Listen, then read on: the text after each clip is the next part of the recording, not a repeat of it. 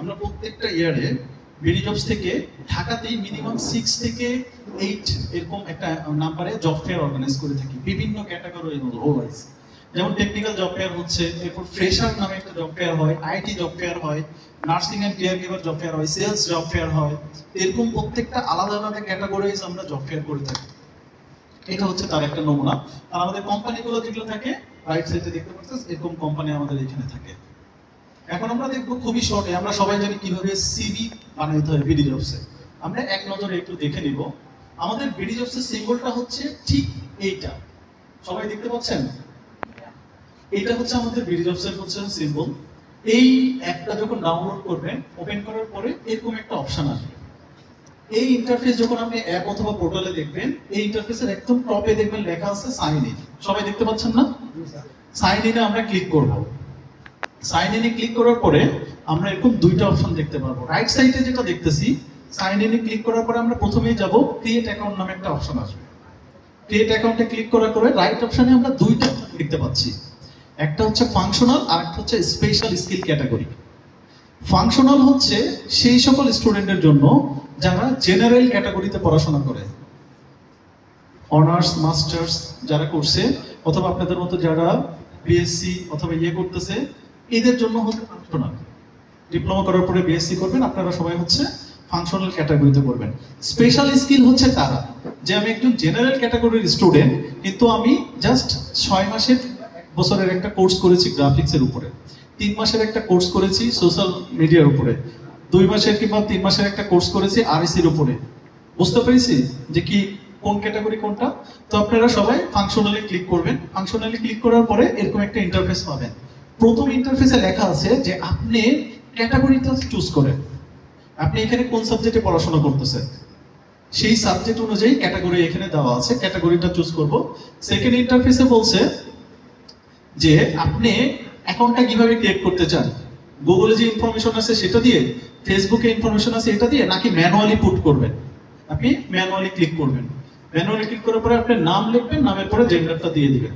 জেন্ডারের পরে লেফট সাইডে যেটা দেওয়া আছে এখানে হচ্ছে আপনার মোবাইল নাম্বারটা দিয়ে দিবেন। এটা খুব জরুরি যে মোবাইল নাম্বারটা সেই মোবাইল নাম্বারটা দিবেন যে মোবাইল নাম্বারটা আপনি ইউজ করেন, নট অনলি আপনার বাবা, কারণ এই মোবাইল নাম্বারে সবাই আপনার সাথে বিভিন্ন কোম্পানি আপনাকে ইনফর্ম করবে। এরপরে একটা ওটিপি আসবে, ওটিপি দেওয়ার পরে এই প্রসেসটা ডান। এরপরে আসবে এরকম একটা ইন্টারফেস দেখতে পাবেন। আপনার রাইট সাইডে বেসিক একটা অ্যাকাউন্ট ক্রিয়েট হয়ে গেছে। এই বেসিকের পরে লেফট সাইডে দেখবেন এই 5টা ইনফরমেশন আপনার আপডেট করতে হবে। প্রথম ইনফরমেশনটা খুবই জরুরি, জবের লোকেশন। জবের লোকেশনটা প্রত্যেকটা জবে অ্যাপ্লিকেশনের পূর্বে আপনি চেঞ্জ করবেন। একটা কোম্পানি যদি জব পোস্ট করে, ধরেন যে উনি গুলশানে একটা জব পোস্ট করেছে, গুলশান লোকেশনে, আপনার বাসা হচ্ছে গাজীপুরে, গাজীপুরের যে ক্যান্ডিডেটটা ওইখানে অ্যাপ্লাই করবে, আর ধরেন যে বাড্ডার একটা ক্যান্ডিডেট অ্যাপ্লাই করেছে, দুইজনের সিভি যদি কাছাকাছি হয় তাহলে বাড্ডারটা সবাইকে সবার আগে ডাকবে। তো জবের লোকেশনটা আমরা সবসময় চেঞ্জ করব। এরপরে আপনার একটা এজ, তারপর হচ্ছে ওয়ার্ক এক্সপেরিয়েন্স, এডুকেশন এবং একটা ছবি প্রোফাইল পিকচার দিব। প্রোফাইল পিকচারটা অবশ্যই ব্যাকগ্রাউন্ডটা হবে যে আপনি সহ অনেক ফ্রেন্ড থাকবেন এরকম কোনো না, সিম্পল একটা ব্যাকগ্রাউন্ড, হোয়াইট কালার অথবা ব্লু কালারের একটা ব্যাকগ্রাউন্ড থাকবে পিছনে, আর আপনার একটা ছবি থাকবে, হয় এটাকে কি বলবো, ফর্মাল ছবি থাকবে অথবা ইনফর্মালি দিলে কিন্তু সিঙ্গেল, আপনাকে ছাড়া কাউকে দেখা যাচ্ছে না।